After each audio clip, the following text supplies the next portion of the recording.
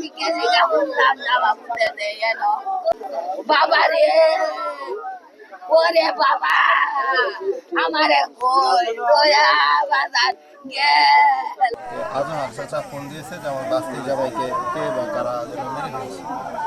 আমি শোনার মাত্রই তাৎক্ষণিক আমি এখানে আসছি, আসে দেখছি অনেক লোকজন এখানে জড়ো হয়েছে। আসিফ এই আমাদের এইখানেই থাকে, সে অটো রিক্সা চালায়, সে নিতান্ত একজন গরিব মানুষ, সে তাকে এভাবে নৃশংসভাবে রাস্তার পাশে জঙ্গলের ভিতরে মেরে ফেললো। এটা আসলে মানে মানুষের মধ্যে কোনো মানবতা নেই, মানুষকে এত মানুষকে হত্যা করে ফেলতে পারে। আসলে আমরা এলাকাবাসীর পক্ষে আমরা দোষীদের সর্বোচ্চ শাস্তি দাবি করছি।